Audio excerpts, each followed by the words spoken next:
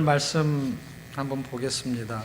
신명기에 있는 말씀인데요. 33장 29절의 말씀인데요. 그러면 우리 한 목소리로 같이 봉독하겠습니다. 시작.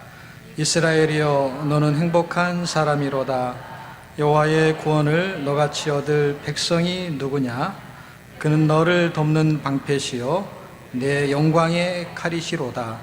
내 대적이 내게 복종하리니 내가 그들의 높은 곳을 밟으리로다. 청년 집회 수련회의 주제가 순수복음이에요. 그래서 순수복음에 대한 제목을 가지고 어제는 자랑스러운 복음이라는 주제로 설명을 했고요. 오늘은 행복한 복음에 대해서 연결해서 해보려고 합니다. 바울은 복음을 부끄러워하지 않았습니다. 그리고 그 바울의 복음은 자랑스러운 복음이었고 바울에게는 참 행복한 복음이었습니다. 그리고 신명기 33장 29절에는 이스라엘, 너는 참 행복한 사람이구나 이렇게 말했어요.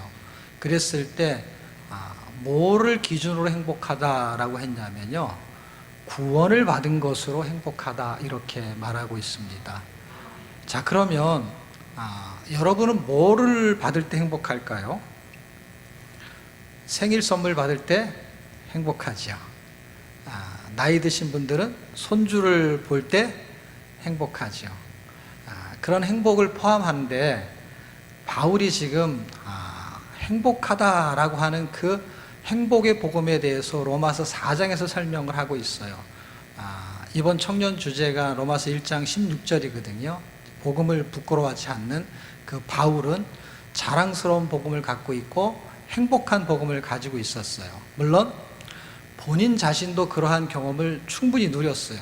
사도행전 9장에서 예수님을 만나면서 그는 그 복음이 자랑스러운 복음이고 자기한테는 행복한 복음이에요. 왜냐하면 신명기에서 모세가 말하는 그 행복한 사람이 구원받은 것을 행복한 복음이라고 말하고 있는데, 지금 바울이 로마서 4장에 보게 되면 다윗의 이야기를 통해서 행복이 어떤 것이 행복인지에 대한 설명을 해주고 있습니다. 그래서 서론적인 이야기로 정말 복음이 행복한 것인가 라는 것을 바울이라는 사람이 다윗의 이야기를 가지고 와요. 그래서 우리가 4장 6절에서 8절까지의 말씀을 잠깐 한번 보겠습니다.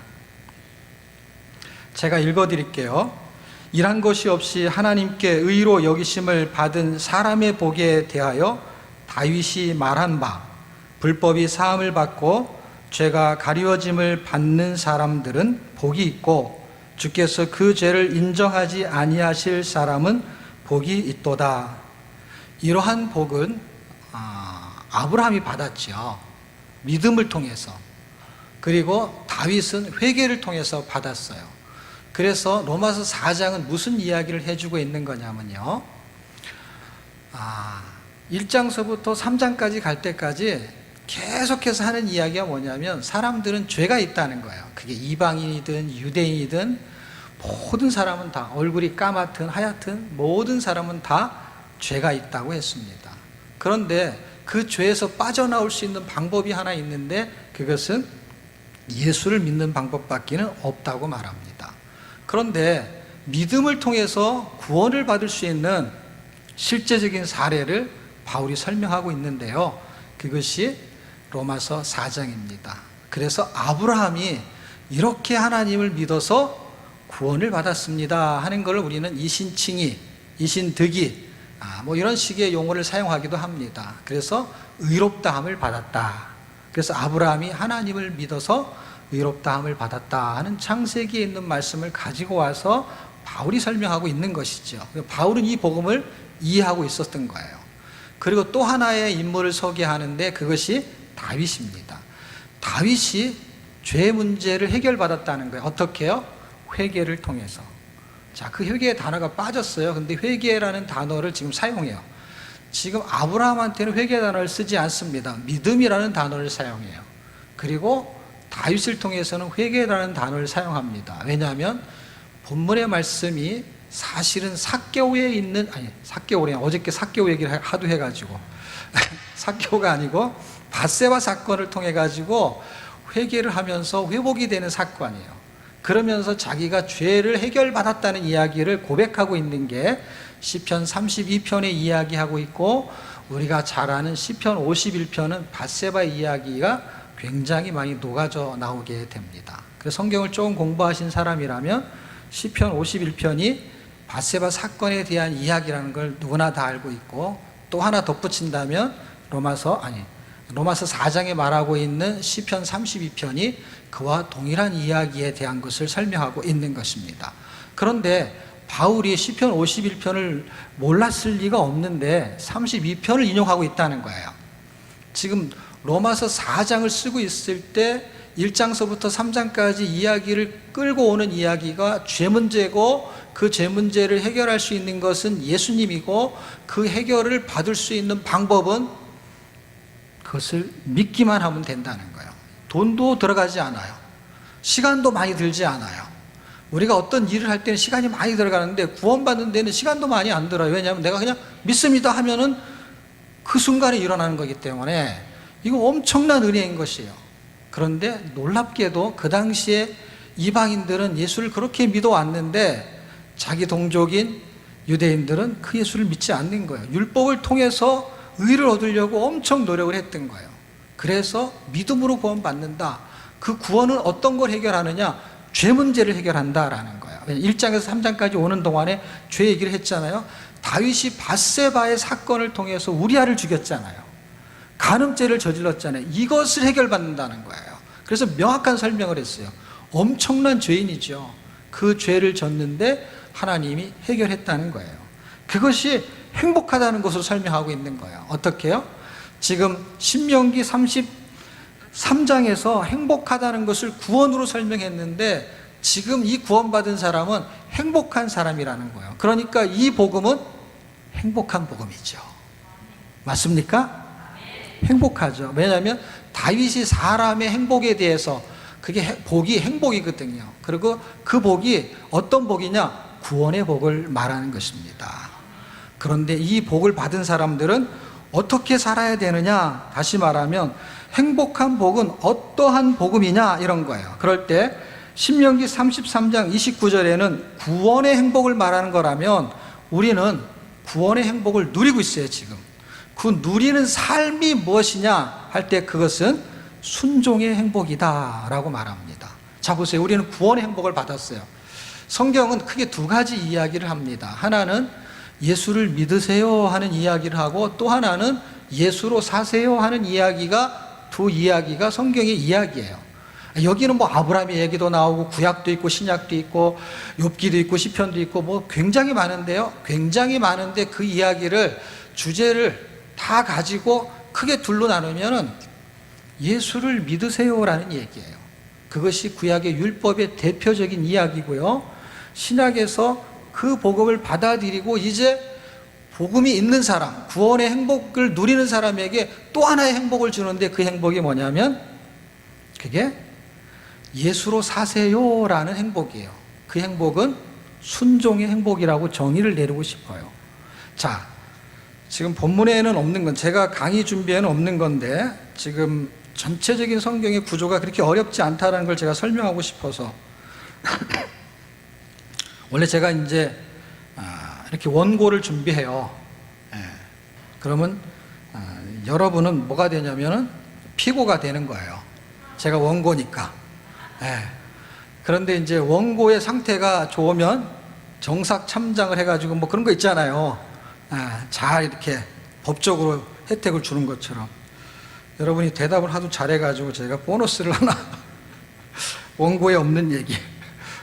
피고는 들으세요. 구약이 율법이라고 말할 수는 없어요. 근데 율법의 이야기를 많이 하니까 구약이 율법의 대명사다 이렇게는 말할 수 있어요. 신약은 복음만 말하지 않아요. 예수님이 산상수를 설명할 때도, 복음을 설명할 때, 율법을 가지고 설명할 때 이런 얘기 한 적 기억나세요? 간음에 대한 이야기를 할 때 구약에서 율법의 간음은 누군가를 범해야 되는 거예요. 살인도 누굴 죽여야 되는 거예요. 그런데 복음이 말하는 율법은 어떤 거였냐면요, 살인을 하지 않았고 간음을 하지 않았는데 생각만 했는데도 율법을 어겼다고 말해요. 구약은 그것을 율법을 어긴 걸로 보지 않습니다. 예, 마음으로 어떤 생각을 품어도 실제 안 죽이면 안 죽인 거예요. 근데 복음으로 율법을 완성하는 그 복음의 능력은, 율법을 완성시키는 능력은 이 마음에서부터 오는 것으로 성경이 설명하고 있기 때문에 마음에서 이미 간음을 했다는 거예요. 왜냐하면 마음에 품으면. 이게 복음의 능력이에요. 그러니까 복음은 율법보다 더 힘든 거예요. 왜냐하면 율법을 완성해야 되는 거예요. 다시 말하면 율법은 그냥 행하지 않으면 돼요. 도둑질하지 마라 그러면 안 하면 돼요. 그런데 신약에 와서는 어떻게 되느냐, 저 갖고 싶은데 라고 하면 탐심이라는 거예요. 이건 완전 그냥 세상 말로 빼도 박지 못하는 거예요. 그런 죄인이라는 거예요. 그런데 이 복음이 이것을 회복시킬 수 있는 능력이 있다라는 거예요. 그러니까 복음이 율법을 설명하고 있는 이 복음은 대단한 것이죠. 왜냐하면 율법을 지킬 수 있는 사람도 복음에 오게 되면요, 그냥 드러난 죄인이 돼버리는 거예요. 그러니까 여기서는 내가 죄를 지지 않았어요. 근데 신약에 와서 예수를 딱 만나고 나니까 그 죄의 깊이가 어느 정도 깊냐면, 겉으로 전혀 죄를 짓는 것 같지 않은 사람도 죄인이라는 걸 증명할 수 있는 복음이 있다는 거예요. 복음은 마음을 꿰뚫고 들어가는 거거든요. 심장을 꿰뚫고 들어가서 내가 죄인이구나를 고백하게 만드는 게 복음이거든요. 율법은요, 내가 죄를 안 졌으면 나는 죄인이 아닙니다, 이렇게 떳떳하게 만들 수 있는 게 율법이에요. 근데 율법에서 아무도 떳떳할 수 없어요. 왜냐하면 신기하게도 율법을 다 어겨요, 사람들이. 그런 사람이 어떻게 복음으로 살 수 있습니까? 그 복음이 말하는 이야기에는 율법을 가미하고 있다는 거예요. 그러니까 신약은 복음을 설명하고 있지만 율법이 없지 않아요. 율법이 더 심한 율법이 움직이고 있는 거예요, 이 밑바닥에. 그렇지만 일단 이 두 개를 믹싱하면 헷갈리니까 구약은 율법의 대명사고 신약은 복음의 대명사다, 이렇게 말할 때 그 율법이 말하는 의도가 뭐고 복음이 말하는 의도가 뭔지에 대한 것을 설명한다면, 신약 성경에서 율법을 이렇게 총칭으로 갖고 와요. 율법이 이렇게 말해요. 한번 찾아볼게요. 갈라디아서 3장 24절 제가 읽어드리겠습니다. 제가 갖고 있는 성경은 개역성경이라 글자가 약간 틀리지만 내용은 다 똑같습니다. 이같이 율법이 우리를 그리스도에게로 인도하는 할 때 율법이 이렇게 해가지고 주어로 삼았어요. 지금 율법이 해서 율법을 대명사했던 구약 전체를 여기다 집어넣어도 틀리지 않을 정도로, 물론 구약은 율법 아래에 복음을 깔고 있어요. 그렇지만 수면 위에는 빙산의 일각처럼 율법만 보이게 됐어요. 이상하게요. 자, 어쨌든 그리스도에게 인도하는 몽학선생, 개정성경에는 이제 초등교사라고 되어 있을 거예요. 몽학선생이 되어 우리로 하여금 믿음으로 말미암아 의롭다함을 얻게 하려 함이라. 율법의 목적, 기능이 뭐냐? 너 죄 지면 죽어, 너 죄를 짓지 마, 이런 얘기가 율법이잖아요. 죄에 대한 부분을 분명하게 해주는 거. 그런데 원래 속뜻은 율법이 하는 거는 사람은 죄를 질 수밖에 없는 존재니까 너 죄 지면 죽어? 이런데 죄를 져도 살 수 있는 방법이 있어, 이거를 설명하고 있었던 거예요. 율법이 들이대면은 모든 사람은 죄인이 돼요. 근데 율법이 야, 너 죄 지면 죽어, 이런 얘기만 하고 있는 게 아니라 율법을 통해서 하나님은 복음을 갖고 있었던 거예요. 그래서 율법이라고 말해요. 복음은이라고 설명하지 않아요. 복음이라고 하면은 이해가 되기 쉬울 텐데 여기다 율법이 이렇게 말하고 있어요. 율법이 우리를 그리스도에게 인도한다는 거예요. 율법은 이런 게 아니었거든요. 율법은 죄를 규정했어요. 죄를. 너는 무슨 죄, 너는 무슨 죄, 이런 식으로 규정한 게 율법이었는데, 율법이 원래 하는 일이 뭐냐면 그게 아니고 너 죄를 지면 죽어, 너가 살 수 있는 방법은 죄 안 짓는 게 아니라 예수를 믿어야 돼, 이 얘기를 하고 있었다는 거예요. 그것을 갈라디아서의 바울이, 율법에 정통한 바울이 진짜 율법은 이 말을 하고 있었다는 거예요. 아, 우리는 죄를 질 수밖에 없는 존재고 죄인이라는 것을 규정해 주는 게 율법이라는 거지. 그런데 율법은 죄를 없이 할 수는 없어요. 그런데 어떻게 하면 살 수 있는지 방법은 설명하고 있었다는 거예요, 율법이. 그래서 이렇게 말하는 거예요. 그리스도에게로 인도하는 거예요. 그러면서 믿음으로 말미암아 의롭다함을 얻게 하려 함이라. 율법이 이 일을 하고 있다고 지금 성경이 말하고 있다는 것입니다. 그러면 아까 제가 말했잖아요. 성경은 두 가지 이야기를 한다고. 하나는 예수 믿으세요라고 하는 이야기인데 율법조차도 이 이야기를 하고 있었다는 거예요. 그러면 복음은 뭘까요? 예수를 믿었어요. 그래서 예수를 믿으면 복음은 뭐라고 말하냐 할 때 로마서 1장으로 가겠습니다.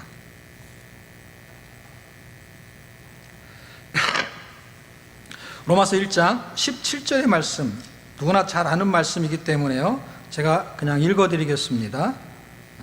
혹시 나중에 읽어보실 분들은 이렇게 적어 놓으시면 도움이 되겠네요. 복음에는 하나님의 의가 나타나서 믿음으로 믿음에 이르게 하나니. 복음에는 이제 복음이 주어가 됐어요. 아까는 율법이 주어였잖아요. 이제 복음이 주어가 됐어요. 그래서 복음에는 하나님의 의가 나타나서, 하나님의 의가 예수님이에요. 나타나서 믿음으로 믿음에 이르게 하나니. 오직 의인은 믿음으로 말미암아 살리라 함과 같으니라. 이제 하박국에 있는 이야기를 바울이 인용한 것이죠. 하박국서를 통해서 지금 17절에서 말하고 싶은 이야기는 하박국 전체 분위기를 이해하면 굉장히 좋겠죠. 그런데 지금 우리가 지금 제가 이게 보너스로 얘기하는 거니까 여기에 더 계속 물고 들어갈 수가 없어서 여러분이 그거는 성경 공부로 좀 공부를 하시고, 복음에는 예수님이죠. 예수를 통해서 뭘 하기 원하시느냐 할 때 복음은 믿음으로 살기를 원한다는 거예요. 근데 그 믿음의 실체가 누구냐면 예수님을 말하는 게 예수로 살기를 원한다는 거예요. 그래서 주제를 모으면 신약 구약이 전부 다 무슨 얘기냐면 약속인데 예수님에 대한 약속이에요. 구약도 예수님에 대한 약속이고 신약도 예수님에 대한 약속이에요. 그러니까 그 약속이 어떤 내용이냐, 그 예수를 믿어야만 살 수 있다라고 하기 때문에 예수님이 오실 때까지는 계속 무슨 얘기를 하냐, 다시 말하면 예수를 믿지 않는 사람한테는 이렇게 살아야 돼라는 얘기가 두 번째고, 예수를 믿어야 돼라는 얘기를 하는 거예요. 그러니까 그것이 받아들인 사람한테는 두 번째 이야기가 필요한 게 어떻게 해요? 이제는 복음, 예수로 살아야 돼, 이런 얘기를 하는 거예요. 율법이, 구약이 사실은 그렇지 않아요. 오해하시면 안 돼요. 예수를 믿으라는 얘기가만 있는 게 아니에요. 구약은요, 예수로 살라는 얘기도 있어요. 그런데 이걸 짬뽕을 시키면 헷갈리니까 일단 분리해서 조직신학처럼 이걸 뽑아서 설명한다면, 구약과 신약에는, 다시 말하면 구약에는 율법과 복음이 다 있고요, 신약도 율법과 복음이 다 있어요. 그런데 헷갈리니까 어쨌든 그래서 그냥 성경에는 이렇게 말하는 게 좋겠죠. 성경에는 크게 두 가지 이야기를 합니다. 하나는 예수를 믿으세요, 또 하나는 예수로 사세요 하는 이야기가 성경의 결론이에요. 그런데 이게 성경은 복이라고 말하고 있었던 거예요. 예수를 믿었어요. 그러면 구원의 복이라는 거예요. 아멘? 근데 예수를 믿었는데 이제 예수로 살아요. 그럼 무슨 복이라고요? 순종의 복이라고 말합니다. 그런데 이것은 제가 갖다 붙인 제목이 아니라 성경에 기록되어 있는 걸, 단어를 쓰는 거예요. 우리가 아까 읽었던 것도 구원을 너같이 했으니까 구원을 받은 행복이니까 구원의 복이라는 말이 제가 갖다 붙인 게 아니라 그 글자를 갖다 연결만 한 것이죠.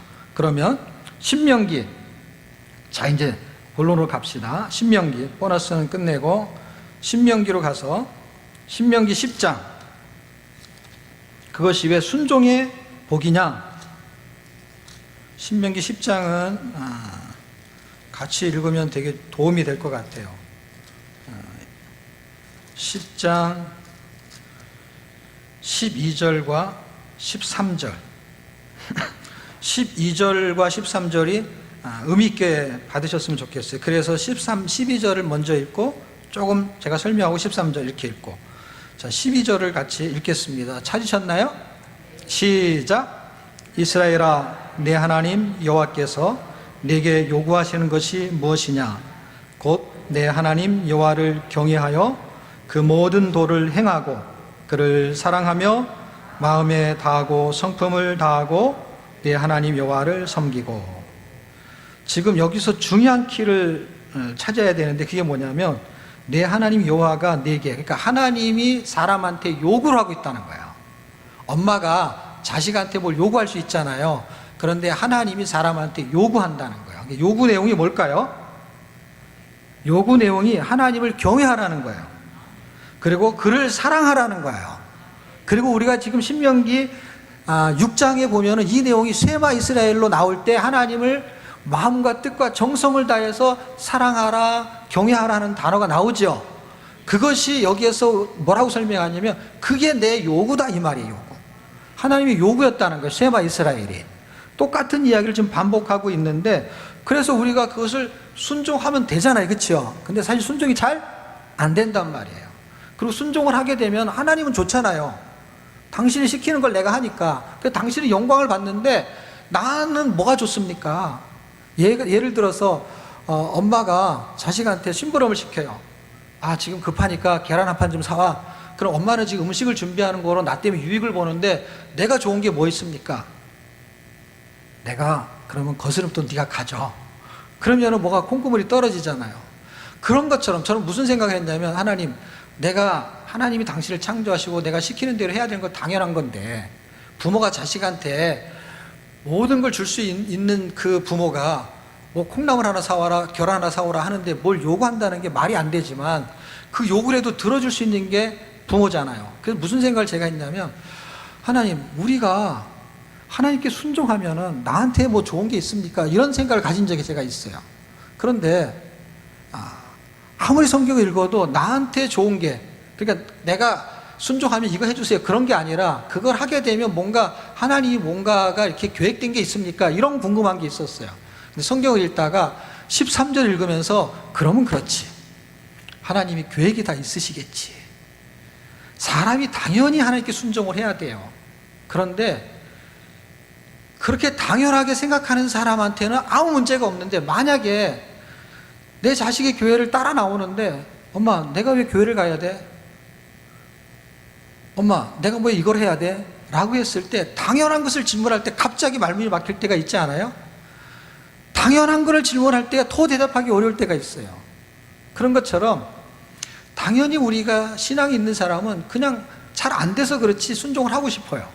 그런데 순종을 하고 싶은 게 아니라 왜 해야 되는지 궁금한 사람한테는 하나님의 말씀이 굉장히 힘이 될 때가 있어요. 그냥 하라니까, 이런 게 아니라 뭔가 하나님이 나한테 이해를 시킬 수 있는 그런 성경 구절을 찾는다면은 훨씬 수월하겠죠. 그런데 성경에 일단 이걸 발견했어요. 하나님이 영광을 받으시겠죠, 내가 순종을 하면은, 나를 통해서. 그런데 나한테 유익이 뭐냐라고 했을 때 13절의 그 해답을 제가 찾고, 이런 관계구나, 하나님이. 그래서 13절을 같이 한번 읽겠습니다. 시작.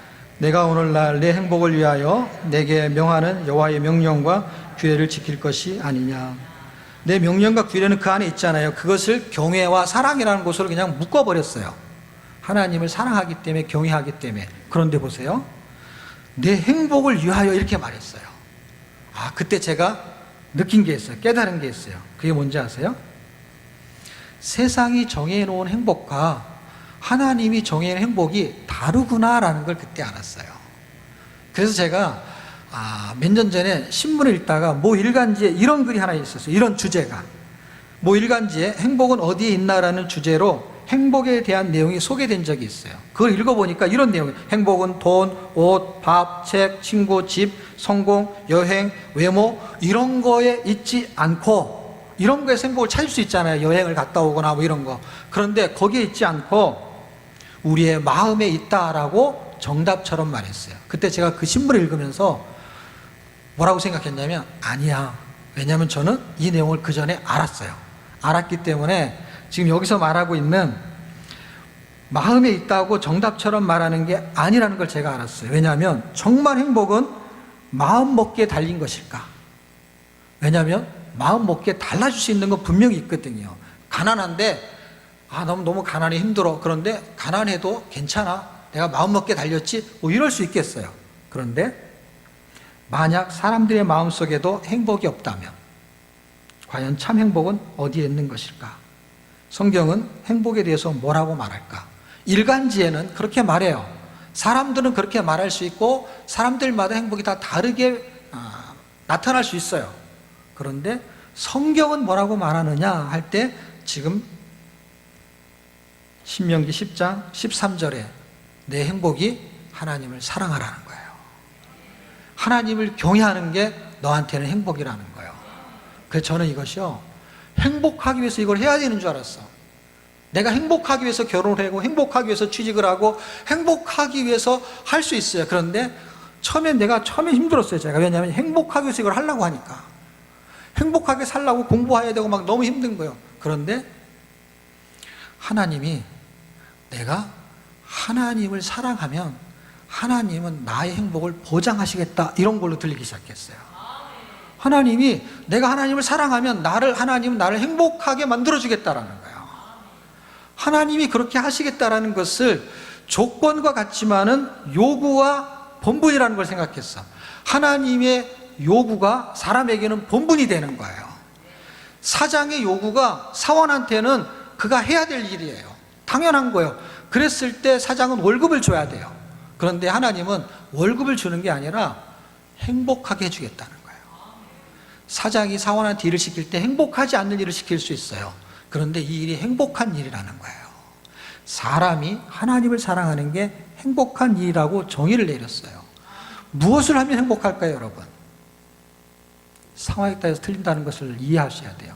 아프지 않은 사람에게는요, 아픔이 낫는 것에 대한 관심이 없어요. 근데 아픈 사람, 질병에 걸린 사람은요, 질병이 낫기만 해도 행복할 수 있어요. 그러니까 행복의 조건이 엄청 다른 거예요.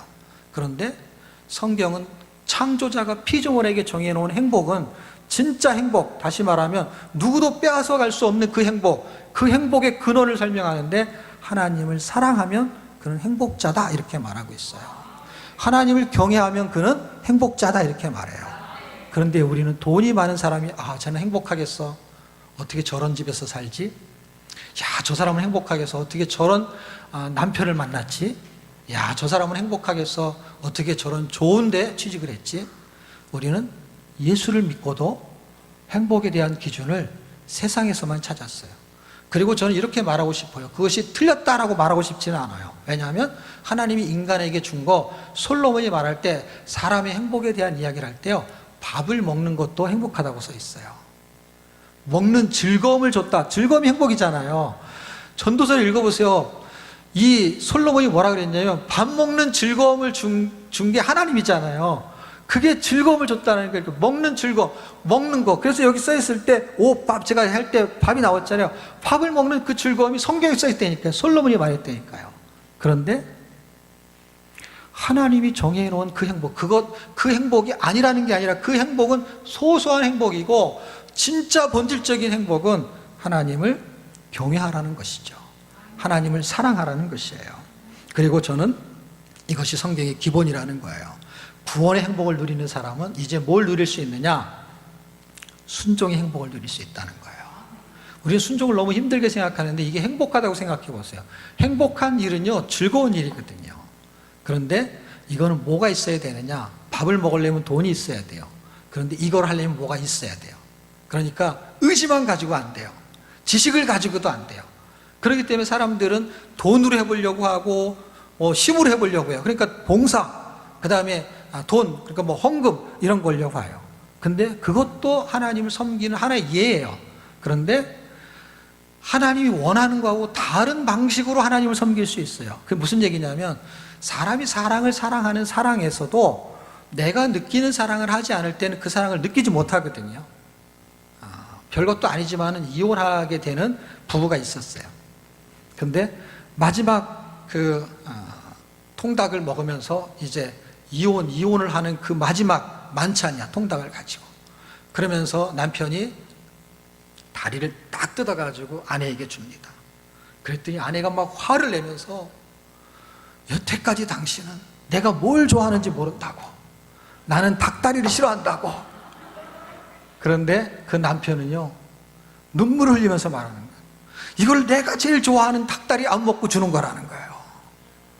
그런데 내가 좋아하는 거는 닭다리가 맞는데 아내는 닭다리를 싫어한다고.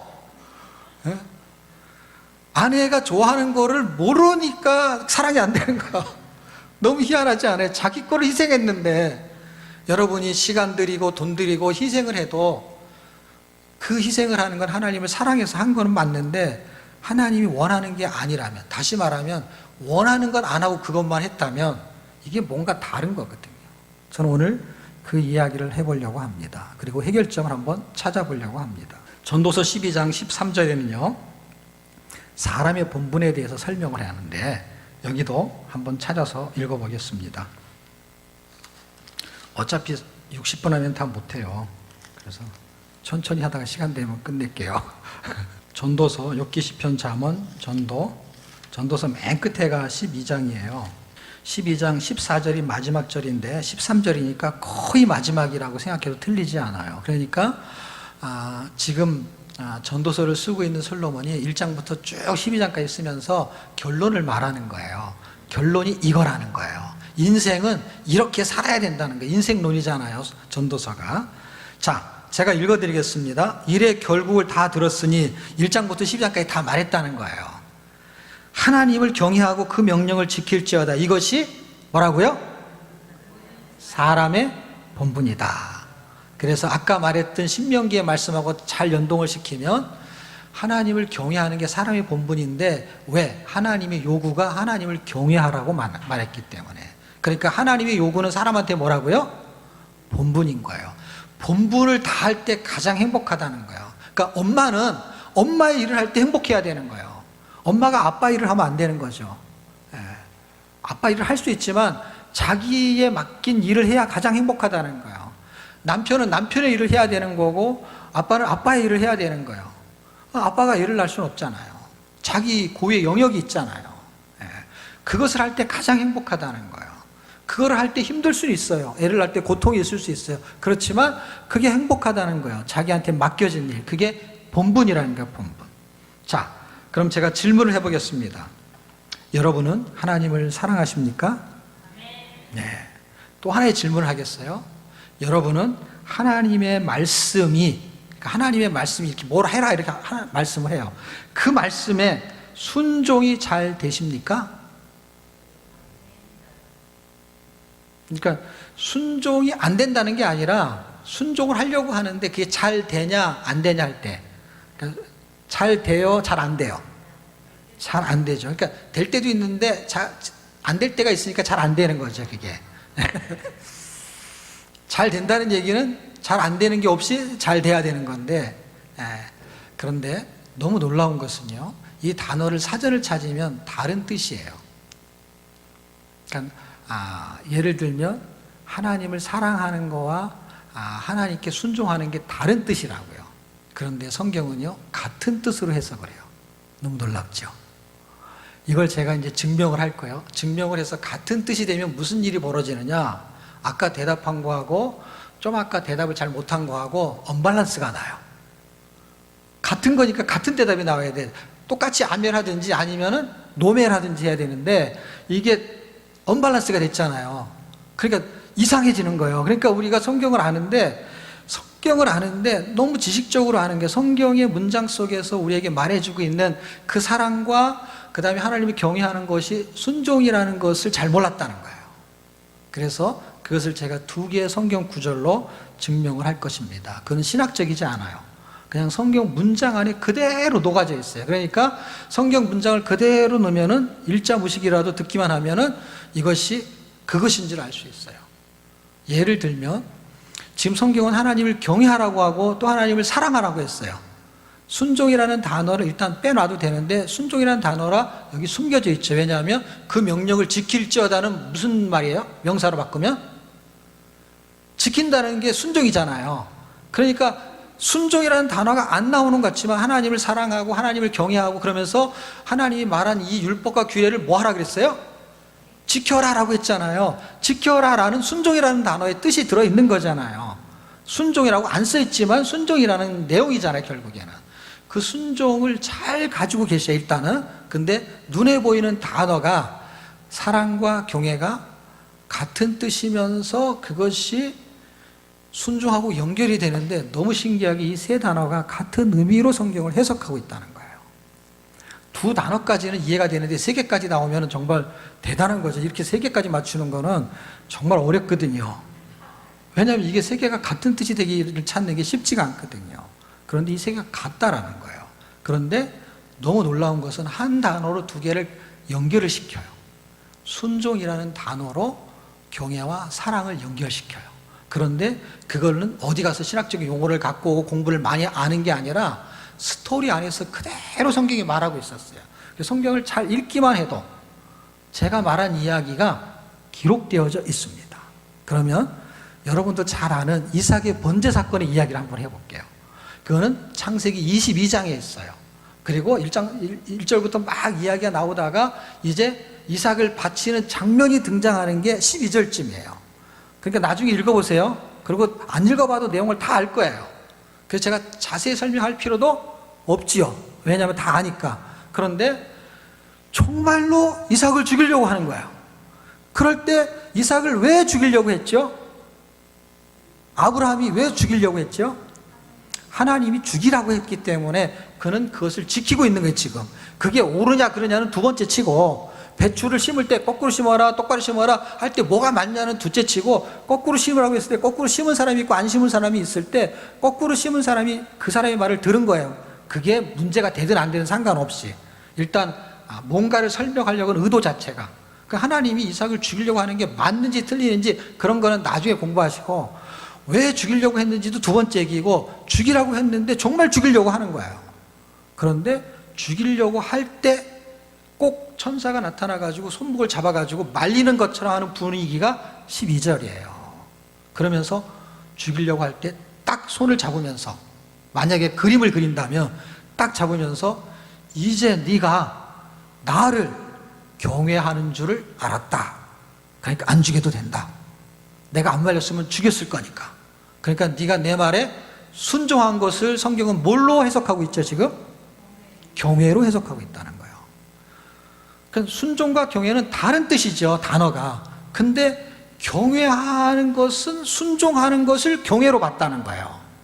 경외의 의미는 또 다른 의미를 가지고 있을 수 있지만, 경외라는 단어가 어렵거든요. 사랑이라는 단어보다 우리가 해석할 때. 그렇지만 순종은 어렵지 않잖아요, 단어가. 그냥 그분이 시키는 걸 하면 되니까. 근데 하나님을 경외한다는 거를, 하나님의 말씀에 순종하는 걸 당신은 네가 나를 경외하는구나, 이렇게 해석해 주겠다는 거예요. 예. 그 말이 뭔지 몰라도 상관없어요. 왜냐하면 성경은 경외하라고 했는데, 경외하고 싶은데 어떻게 하는 거예요? 라고 하는데 어떻게 하는 건지를 정확하게 설명해 주잖아요. 내 말에 순종해라. 그러면 그게 경외다, 이렇게 말했어요. 자, 그러면 이번엔 사랑이죠. 사랑. 이거는 요한복음 14장 21절로 가겠습니다. 14장 21절을 제가 암송하겠습니다. 나의 계명을 가지고 지키는 자라. 예수님이 말한 거예요. 아까 창세기는 하나님이 말한 거고, 여기는 예수님이 말한 거예요. 그건 동일한 분이죠. 결국에는 하나님이 말씀하신 거니까. 나의 계명을 가지고 지키는 자라야. 지키니 무슨 뜻이죠? 두 자로 말하면 순종이라고 해. 틀리지 않아. 나의 계명을 가지고 지키는 자를, 나의 계명을 가지고 순종하는 자는, 이래도 틀리지가 않다는 얘기죠. 예. 문장의 뜻이. 그럼 나의 계명을 가지고 지키는 자라야 나를 사랑하는 자니. 그러니까 순종은 하나님을 경외하는 거고 하나님을 사랑하는 거잖아요. 그러면은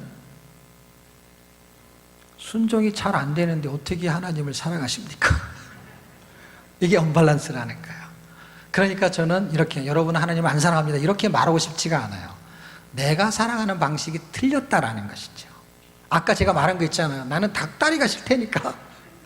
하나님, 나는 닭다리 안 먹는다니까. 하나님, 나는 돈 안 먹는다니까. 나는 돈을 헌금을 하는 게 잘못되고 틀렸다, 이 뜻이 아니라, 그거를 하나님께 섬기는 예로 갖고 오는 것이 틀린 게 아닌데, 하나님이 원하는 것이 그것을 하면은 문제가 없다는 게 제 말은. 그러니까 그거는 하고 이걸 안 하는 게 아니에요. 왜냐하면 하나님을 사랑하면 돈도 쓴단 말이에요. 시간도 쓴단 말이에요. 근데 돈과 시간을 쓰는데 하나님이 사랑을 느끼는 건 안 한다니까. 그게 순종이었다는 거예요. 순종은 안 하면서 뭘 하냐면 내가 할 만한 것만 했던 거예요. 아들을 바치라고 했을 때 이건 안 됩니다, 다른 거는 내가 할 수 있는데 이건 안 됩니다, 그러면 경외가 아니라는 거예요. 두렵고 떨리지가 않는 거예요. 그거는 이런 정도죠. 하나님이 왜 그러세요? 이런 거죠. 경외가 안 되는 거예요. 경외는 뭐예요? 두렵고 떨리는 거예요. 두렵고. 경외가 안 되는 거예요. 근데 이 아들을 죽이려고 한 것을 순종으로 본 거는, 경외로 봤다는 것은 뭐냐면 그게 하기 힘든 건데 했다는 거예요. 할 수 있는 거면 누구나 하겠죠. 그래서 여기에 비밀이 숨겨져 있어요. 일단 여기까지는 성경 공부죠. 어떻게 해요? 하나님을 경외하고 하나님을 사랑하고 하는 것이 순종이야. 그리고 그것을 성경은 뭐라 그랬냐면 그게 행복이라고 말했어요. 그럼 쉬워졌죠? 경외고 사랑이고 순종이고가 다 한 단어니까. 그러면서 이거를 하기만 하면 행복해지는 거예요. 경외도 해야 되고 사랑도 해야 되고 순종도 해야 되고 그럼 세 가지잖아요. 근데 이 세 가지가 한 가지라는 거예요. 한 가지. 그 한 가지를 하기만 하면 하나님은 나는 너의 행복을 보장하겠다 이런 말도 된다는 거예요. 네가 나를 위해서. 그러니까 아브라함한테는요, 아브라함은 믿음의 조상을 만들어버려요. 하나님이 대대자손으로 그의 이름이 떨어지지 않아요. 놀랍지 않습니까? 이 전통이 있고 영광스러운 하나님의 그 은혜가 있는 이 경동제일교회에 하나님이 뭐를 주시길 원하냐 할 때 행복한 교회가 됐으면 좋겠다라는 소망이 있어요. 이 교회가 행복한 교회가, 그 행복한 교회가 되려면 하나님이 원하시는 그 일을 해야 되는데 그 일이 결국 뭐냐 할 때 순종이에요. 그래서 신명기 28장에는 이렇게 말해요. 순종하면 내가 이런 복을 주겠다 하는 그 복들이 있잖아요. 그 28장에 많이 있는 거 아시죠? 그 축복의 말이 있잖아요. 이렇게 하면 할 때 그게 순종하면 이런 뜻이잖아요. 그런데 순종하면 받아요, 그 복을. 왜냐하면 복을 써놨으니까. 그리고 그 복이 결국 우리가 말하는 구원의 복, 행복의 복인데 다 합쳐서, 그리고 구원을 누리는 복인데, 구원을 시킨 이유는 구원의 삶을 살라고 구원을 준 거니까. 그래서 구원을 누리는 복이 행복이에요. 그것을 제가 순종이라고 지금 단어를 붙여갖고 설명하는 것 뿐입니다. 그러면 그것은 왜 잘 안 되느냐라는 걸 찾아내기만 하면 돼. 자, 우리는 순종을 안 하고 싶은 게 아니라 하고 싶은데 잘 안 돼요. 그리고 사랑은 하는데 약간 하나님이 원하는 사랑이 아닐 수 있는 거하고 비껴져 있다면 이걸 맞추기만 하면 되는 거예요. 우리가 안 하려는 게 아니니까. 하려고 하는데 그분이 원하는 게 뭔지를 모를 수 있는데 그걸 찾는 것이죠. 그분이 원하는 거, 그 다음에 경외, 사랑, 순종, 그 순종. 그래서 순종의 규결이 돼서 아 그래 순종하고 싶습니다. 그런데 순종이 여태까지 해보니까 그게 쉽지가 않더라고요. 그래서 오늘 말하는 키는 바로 이거예요. 왜냐, 여기까지 얘기하고 제가 가버렸어요. 그러면은 겨우 하나 알긴 알았는데 옛날하고 똑같아지는 거야. 왜 똑같아지느냐, 원래 몰라도 못했고 알아도 못하는 거니까. 왜냐, 알았어요 할 수 있을 것 같아요? 몰라서 못한 것 같아요? 천만의 말씀이에요. 몰라서 못하는 게 아니에요. 알아도 안 돼요. 못하는 게 아니라 이게 안 되기 때문에 그래요. 왜? 비밀이 하나 있습니다. 그게 뭐냐면 믿음이 아니면 절대로 할 수 없게 만들어놨어요. 구원이 절대로 할 수 없는 게 뭐냐면 돈이 있어도 할 수 없어요. 시간이 있어도 할 수 없어요. 구원이라는 거는 반드시 있어야 되는 게 하나 있어요. 그게 뭐죠? 에베소 2장 8절로 9절. 너희가 그 은혜를 인하여 믿음으로 말미암아 구원을 얻었나니 이것이 너에게서 난 것이 아니요 하나님의 선물이라 하는 그 은혜로 주는 뭐가 있어야만이 구원이 있어요? 믿음이라는 게 있어야 되는 거예요. 그런데 우리의 실수가 하나 있어요. 많은 사람들이 예수를 믿으면 구원받는다 해서 믿음이라는 것은 누구나 다 이제 인정을 해요. 이거는 돈도 아니고 시간도 아니고 박사학위도 아니고 믿음이 구원이야. 그러니까 믿음이 있어야 돼. 예수를 믿는 믿음이 있으면 구원을 받아. 우리가 똑똑해서 구원받은 게 아니잖아요. 이 교회 밖에 있는 사람들은 바보라서 예수를 안 믿는 게 아니잖아요. 그게 안 믿어지는 거잖아요. 그 사람이 믿어지기만 하면 예수를 믿는 거예요. 그 사람이 학벌도 소용없는 거예요. 나이도 필요 없는 거예요. 예수를 믿고자 하는 믿음만 있으면 구원이 발생하는 거예요. 그런데 순종은 내 의지로 된다고 착각을 하기 때문에 자기 방식대로 하나님을 사랑했던 거예요. 그래서 이걸 바꾸셔야 돼요. 여태까지 여러분이 헌신한 게 잘못됐다는 게 아니야. 근데 하나님이 보실 때 내가 원하는 건 이건데 라고 만약에 하고 있었다면 우리가 빨리 그분의 눈치를 채야 되는 것이죠. 그분이 원하는 걸 원하는 방식으로 빨리 바꿔야죠. 여태까지 이렇게 해왔는데요, 여태까지 이렇게 해와도 소용없어요. 왜? 그분이 기준을 정하면 그게 기준이에요. 우리 교회는 이렇게 했는데요, 100년 동안 이렇게 했는데요, 소용없어요. 왜냐하면 그분이 그 전에 100년 전부터 정해놓은 기준이 있어요. 그 기준으로 갈아타는 수밖에 없어요. 그게 오늘의 키입니다. 그것이 믿음이에요. 그래서 순종이 믿음으로 된다라는 성경 구절을 로마서에 있기 때문에 로마서 1장 5절, 16장 26절 두 개의 성경 구절로 오늘의 핵심을 이야기하고 한 15분 남은 시간 동안에는 그것을 해결할 수 있는 방법까지 설명을 해보겠습니다.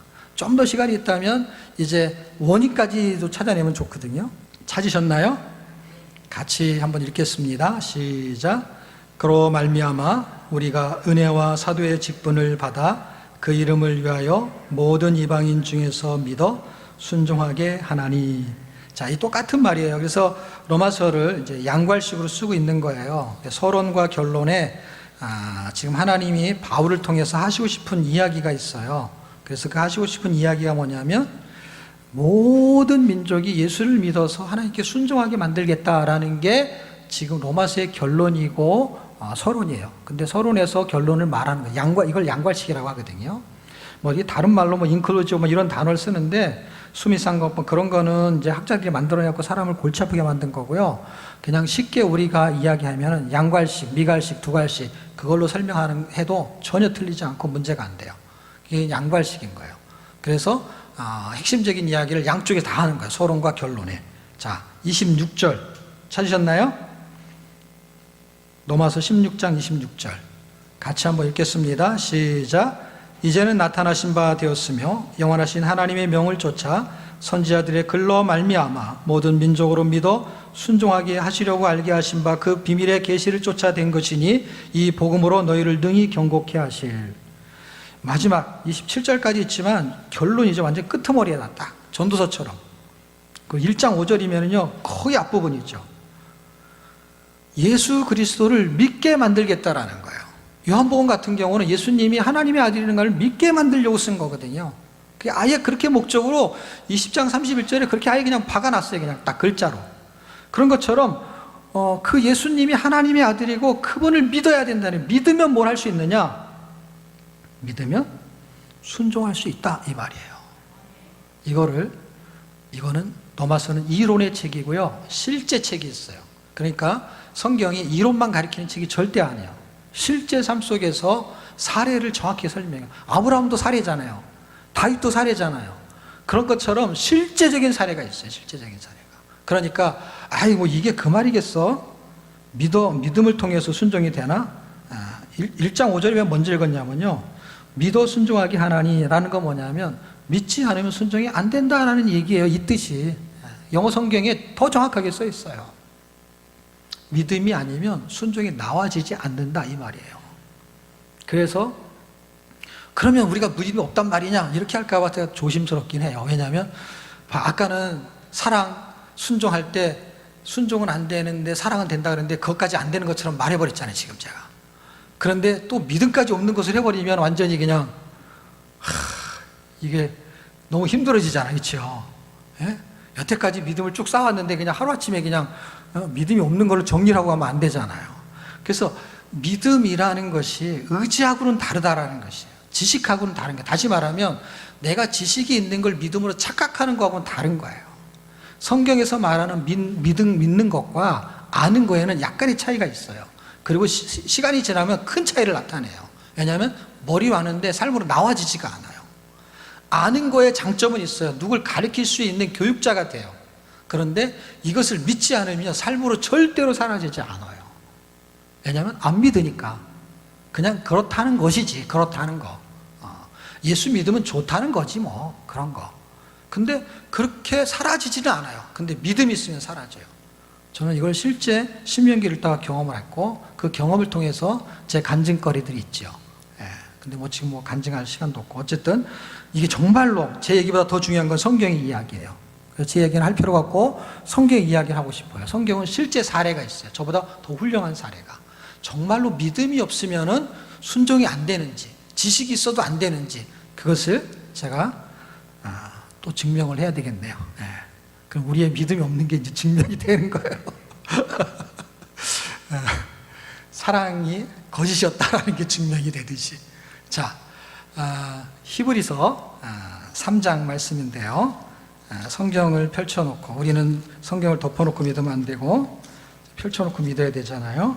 그래서 펼쳐놓고 3장 17절, 18절, 19절을 제가 이제 설명할 건데, 자, 히브리서의 기자가 이게 이제 2000년 전에, 이제 지금부터 한 2000년 전에 쓴 거죠. 근데 이것을 썼을 때 이 내용이 몇 년 전 거를 갖고 오냐면요, 민수기의 사건을 갖고 오니까 민수기는 약 1400년, 뭐 이렇게 계산하기 좋게 하면 1500년, 그러니까 약 1500년 전, 그냥 계산하기 좋게 1500년 전에 있었던 이야기를 예화로 쓰는 거예요.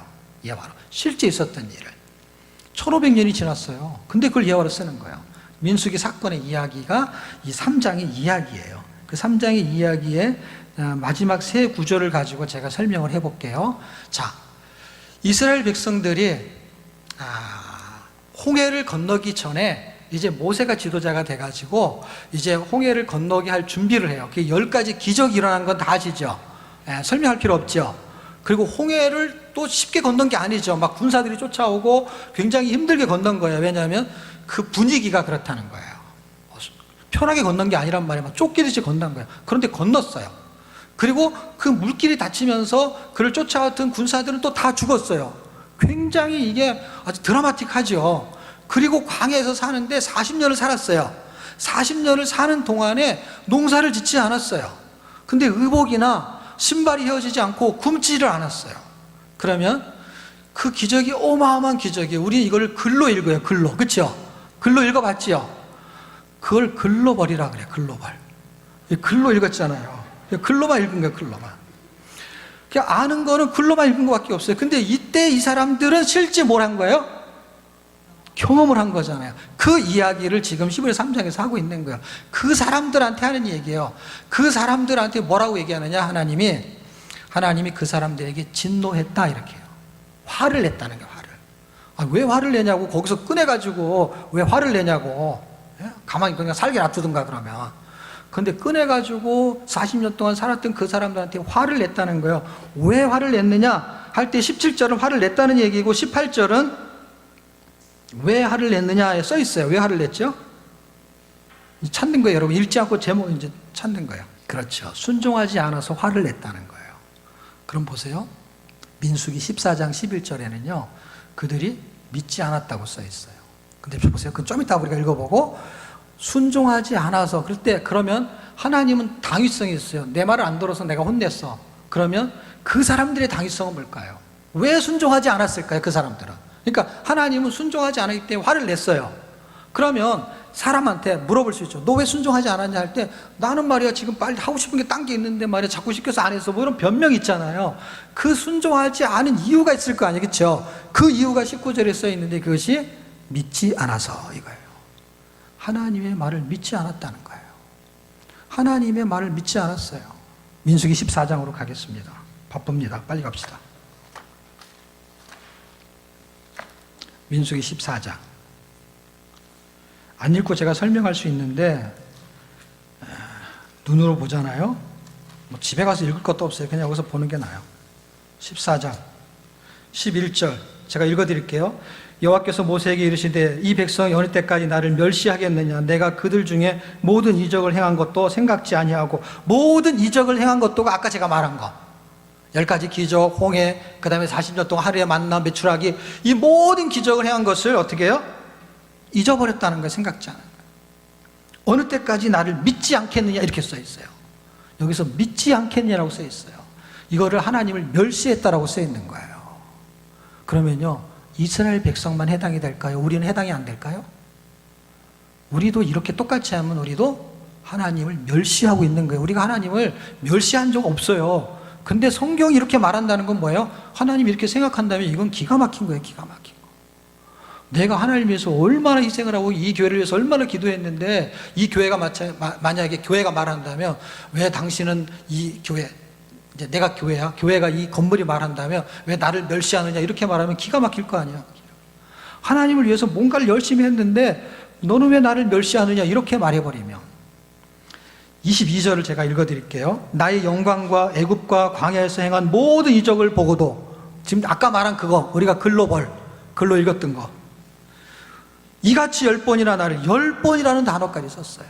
한두 번도 아니라는 게 한두 번도. 제가요 나름대로 공부를 하면서 보면 이 민수기 14장쯤은요 40년 동안 아까 제가 40년이라고 말했지만 이거는 민수기에 들어오기 전에 히브리서를 말하니까 40년이고요 14장에서는요 이미 40년이 아니고요 2년밖에 안 됐을 때예요. 기가 막히지 않아요? 2년 만에 다 잊어버린 거예요. 2년 만에. 2년이 없어 하나님하고 2년이니까 인연인지 그년인지 모르겠어요. 어쨌든 10번이나 나를 시험하고 내 목소리를 청종치 아니하는 그 사람들은, 그러면서 23절에 또 멸시라는 단어가 나와요. 그럼 여기서 정리를 해봅시다. 하나님은 순종하는 자에게 복을 주신다고 했어요. 행복을. 그래서 순종하려고 노력을 했어요. 순종이 잘 안 돼요. 왜 안 되냐? 이들도 안 됐어요. 생각해 보세요. 여러분, 다리가 부러졌는데요, 기도하니까 다리가 원래대로 됐어. 암에 걸렸는데요, 교회 와서 목사님 기도를 받으니까 암이 없어졌어. 그러면은 그런 일이 벌어지기 전의 신앙생활과 그런 일이 일어난 후의 신앙생활이 조금이라도 다를까요? 안 다를까요? 다르죠. 그런데 이 정도보다 훨씬 10배, 100배, 1000배로 큰 기적이 이들이 경험한 거예요. 여러분 중에 홍해를 건넌 거를 기적을 맛봤다면 이렇게 앉아있지 않을 거예요. 왜? 이거 어떻게 가만히 앉아있어요, 이거를. 이런 기적을 내가 직접 글로만 읽은 게 아니고 내가 당사자라니까, 이걸 건너왔다니까. 그냥 막 침을 튀기면서 얘기를 할 거야. 간증을 하러 돌아다닐 거예요. 내가 홍해를 건넌 사람이야. 홍해를 건넌 김집사. 이렇게 가지고 막 프랑카드 걸리고 막 난리가 날 거예요. 그런데 이런 경험을 한 사람이, 어마어마한 경험을 했는데 순종을 했대요. 순종을 안 했다니까요. 여러분, 경험과 지식과 체험이 있어도 믿음하고는 별개일 수 있다라는 걸 성경이 증명하고 있다는 거예요. 그러면 우리는 그런 경험도 없잖아. 그런 체험도 없잖아. 다시 말하면 여기하고 비교하면 없는 것 같잖아요. 뭔가 조금 있을지라도 지금 이 구약에 있는 민수기 백성하고 비교하면요, 경험이 하나도 없는 거라고 해도 틀리지 않을 정도로 별로 경험도 없어요.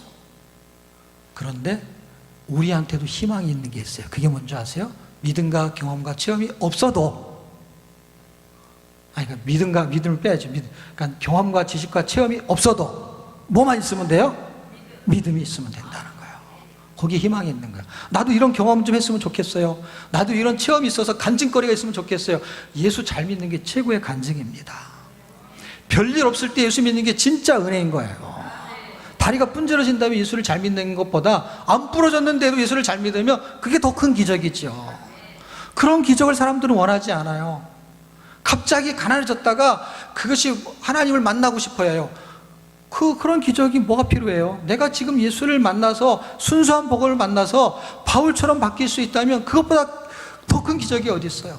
그러니까 바울의 질병을 고쳐주지 않는 거예요. 왜냐? 더 큰 기적을 경험했기 때문에 그걸로 은혜가 안 된다는 거예요. 바울은 그 정도 가지고 은혜가 안 돼요. 그러니까 너는 그냥 아픈 대로 있는 게 너한테는 은혜가 크다 이거예요. 왜? 나의 능력이 너한테 머물러 있기 때문에. 그렇게 아픈 사람, 형편없는 사람한테 능력이 나타난다는 거예요. 왜냐하면 기적은 아픈 게 체험이 돼서 경험이 돼서 회복이 되는 게 아니라 예수가 나타나는 게 기적이기 때문에. 그래서 내 영이 너한테 머물기 때문에 네 은혜가 족하다라고 하면서 그가 3번이나 간구했어도 고쳐지지 않아요. 하나님의 은혜가 너무 놀랍기 때문에. 그럼 우리에게는요, 이제부터 다 문제가 없는 거예요. 지식, 경험, 체험 필요 없다는 뜻이 아니라 그거 없는 거를 자꾸 찾아갈 필요가 없이 더 중요한 거, 그거 있어도 안 되는 게 있잖아요. 근데 그걸 뭐 하려고 먼저 찾아요? 없어도 괜찮으니까, 있어도 안 되는 거니까 어차피. 아까 제가 말한 거 안다고 됩니까? 알아도 안 되는 게 이 말이에요 지금. 그러니까 뭐가 중요하냐? 믿음이 중요한 거예요. 이게 성경 읽기하고 밀접한 관련이 있습니다, 여러분. 왜? 로마서 시간이 다 돼서 정리를 해볼게요. 믿음은 들음에서 나고 들음은 그리스도의 말씀이다. 복을 받으려면 순종하면 돼요. 순종하려면 뭐가 있어야 된다고 했죠? 믿음. 근데 믿음이 있으려면은요, 어떻게 되냐? 믿습니다 해가지고 믿음이 생기면 좋은데, 믿습니다 해가지고 믿음이 생기는 게 아니에요. 왜? 예수 믿는 사람이 구원받을 때 믿습니다라는 말이 자기 입에서 절대로 안 떨어지거든요. 그냥 믿습니다 하라고 안 해요. 안 믿어지는 걸 어떻게 하냐는 거예요. 그러니까 믿어지게 하는 그 은혜가 필요한데, 그 믿음이 동일한 믿음이에요. 로마서 1장 17절에 믿음에서 믿음에 이르게 하나니 할 때 구원의 믿음과 순종의 믿음을 같이 믹싱하고 있었던 거예요, 사실은. 그걸 처음부터 끝까지 총 갈 때까지 그렇게 살게 하실 분이 딱 한 분인데, 그게 하나님의 의, 예수님이 본체, 주체가 돼서 믿음으로 살게 하는 분이 내가 아니고 예수라는 거예요, 예수. 이게 믿어지는 거야. 나를 구원할 자는 예수라는 거고 나를 순종하게 만들 능력도 그분한테 있다라는 거예요. 그런데 그 믿음은 어떻게 생기느냐? 철학이 돼도 생긴다고 성경은 말하고 있지 않아요. 로마서 10장 17절에 믿음은 들음에서 나고 들음은 그리스도의 말씀이다. 저는 이것을 성경 읽다 발견하면서 새로운 종교개혁은 이거구나. 내 안에 개혁이 일어날 수 있는 거, 그것은 순수한 하나님의 말씀, 예수 그리스도, 그분을 성경을 통해서 만나는 방법이다. 역사적인 예수요, 그거는요 십자가. 그분은 그런 분은요 성경 속에서 만날 수밖에 없어요. 왜냐하면 그분을 2000년 전에 예수님 어떻게 만나요? 역사적 예수는 성경을 통해서 만나는 거예요. 그리고 실제적인 예수, 그분을 실제 내가 만날 수 있는 방법이 있냐? 그거는 말씀대로 살아갈 때 그분을 만나요. 그 말씀이 삶이 되는 거죠, 결국에는. 그런데 그 능력이 있는 거예요. 우리를 예수 믿게 해서 천국 가게 하시는 분이 이 능력이 없겠어요? 그분의 능력이 우리에게 구원을 주셨어요. 그분의 능력이 예수로 살게 하는 게 그분이 하시겠다는 거예요. 왜냐하면 그분이 주권을 갖고 계세요. 하나님의 의는, 주어가, 복음은 그 능력이 있다는 거예요. 복음은. 율법은 그 능력이 없어요. 율법은 죄를 규정하고 너 죽지 않으려면 예수를 믿어야 돼, 이렇게 설명밖에 못해요. 초등교사 가르치는 것밖에 못해요. 근데 그것을 완성하실 분은 예수라는 거예요. 그 예수님이 십자가에 죽으시고 우리를 구원시킬 수 있는 능력이 있고, 그분이 임마누엘 우리 안에 들어와서서 나를 그렇게 살게 만들겠다라는 거예요. 십자가가 왜 떴습니까? 우리가 할 수 없기 때문에 그분이 죽으셨어요. 왜 우리가 순종하지 못합니까? 그분이 아니면 순종이 안 돼요. 그래서 그분이 임마누엘 우리 안에 들어온 거예요. 왜냐? 나를 그렇게 살게 하시려고. 그게 아니었으면 우리 안에 들어올 필요가 없어요. 우리가 살 수 있는 능력이 있으면. 그래서 그분의 죽음과 부활하심이 연동이 돼서 그분이 죽으심을 통해서 우리가 구원을 받고 그분이 다시 살아나셔 우리 안에 함께 사시면서 우리가 이렇게 살 수 있는 길을 인도하시는 분이 그분이라는 거예요. 그렇기 때문에 주권을 내야 드리는 그 도전이 필요한데, 그것은 믿음이 생겨야 되는 건데, 어떤 믿음이에요?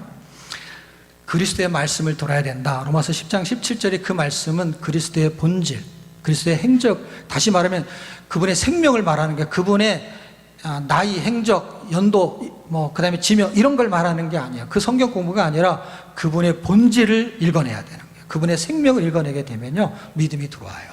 왜? 그분이 믿음의 실체이기 때문에. 히브리서 12장 2절쯤에 가게 되면, 요거만 하고 마칠게요. 믿음의 주여 또 온전케 하신 이인 예수를 바라보라. 이거 기억하시죠? 히브리 12장쯤에 있는 거예요. 그러니까 믿음의 주여라는 영어로 오더라는 단어를 써요. 그게 무슨 뜻이냐면 그분이 믿음의 주인이라는 뜻이에요. 믿음의 저자라는 뜻이에요. 믿음의 실체라는 뜻이에요. 그러니까 믿음은요 우리가 생성시킬 수 없는 물질이에요. 다시 말하면 비타민C는 사람 몸에서 생성이 안 된대요. 그래서 그건 외부에서 이렇게 섭취를 해야 돼요. 믿음은 주님이 갖고 있기 때문에 믿음의 주요 그분을 바라보라는 것은 믿음이 거기서 나온다는 거예요. 거기서. 그 믿음의 주인이라는 거예요. 그분이. 그래서 믿음을 주세요라고 해야 되는 거예요. 그런데 그 믿음이 그분을 쳐다보는데 그분이 글자 안에 담겨져 있어요. 그분을 성경 속에서 만날 수가 있어요. 그분을 읽어낼 수가 있어요. 그 생명을 읽어내는 거예요. 그 예수 안에는 생명이 있으니 요한복음 1장 그 4절에 말하는 그 생명이 내 안에 들어오는 거예요. 그 생명이 로드십, 다시 말하면 순종해야 되는데 믿음이 있어야 되고, 그러니까 순종하려면 믿음이 있어야 되고, 믿음이 있으려면 그분의 말씀을 들어야 돼요. 들어야 되는 거에 대한 열매가 뭐냐? 그게 로드십이죠. 주대심, 그분이 주인이라는 거예요. 그래서 그분의 나의 주인이라는 걸 인정하면서 내가 그분에게 순종할 수 있는 힘이 생기는 것이죠. 왜냐하면 그분이 나의 주인이고 내가 종이니까. 근데 이 믿음이 지식으로 아는 거는 안 된다는 거예요. 그게 성경을 읽어서 믿음이 생기잖아요. 그럼 반드시 순종할 수 있는 은혜를 주세요. 왜냐하면 믿음이 순종을 하게 만드는 거니까. 그리고 저는 실제 그 믿음이 어떤 한 믿음이 생기면서 아이들을 학교 보내지 않고 성경만 읽히면서, 왜냐 그 말씀이 믿어져 버렸어요. 신명기 4장 10절 읽는데 하나님을 경외하게 하려면 성경을 읽혀야겠구나, 성경을 암송시켜야겠구나. 이게 100% 맞는 믿음이고 올바른 이야기가 아니라 그렇게라도 하나님을 경외하게 만들어야 되겠다는 하나의 방식에 불과한 것이죠. 이렇게 해야만 하나님을 섬기는 게 아니고 그런 것을 깨달음이 왔어요. 하나님을 경외하기 위해서 아이들에게 이렇게 해봐야 되겠구나 하는 믿음이 생겼어요. 그렇게 여러분도 해야 된다는 뜻이 아니에요. 그리고 그것만이 믿음이 아니에요. 이게 믿어진 거야. 하나님 어떤 믿음을 준 거야. 그랬을 때, 믿음을 줬을 때 공부를 잘 가르치는 것도 목적이 아니고 훌륭한 사람을 만드는 게 목적이 아니라 하나님을 경외하게 만드는 게 목적이었어요. 그래서 그냥 학교를 안 보낸 거야. 학교를 안 보낸 목적은 홈스쿨링을 하려는 게 아니라 홈스테이를 했다니까요. 집에서 성경만 읽히고 과외도 안 보내고. 그런데 그 아이들이 성경을 읽고 미국에 갔는데 영어를 따라서 공부할 수 있는 실력이 생겼어요. 영어를 학원을 다닌 적이 없는데 하나님이 행복하게 하시는 복음을 우리에게 주셨습니다. 그것을 성경을 읽으면서 믿음이 생겨서 여러분 속에서 그걸 해낼 수 있는 순수한 복음이 자랑스러운 복음이고 행복한 복음이 되기를 주의 이름으로 축복합니다. 기도하겠습니다. 하나님 은혜를 감사합니다. 복되고 귀한 날 아름다운 교회, 복된 교회에 보내주셔서 하나님 자랑스러운 복음, 행복한 복음을 전할 수 있게 하셨으니 감사합니다. 이 말씀의 씨앗이 이 교회에 잘 생명처럼 떨어져서 30배, 60배, 100배의 열매를 맺을 수 있도록 하나님이 역사하여 주옵소서. 감사하며 예수님의 이름으로 기도하옵나이다. 아멘.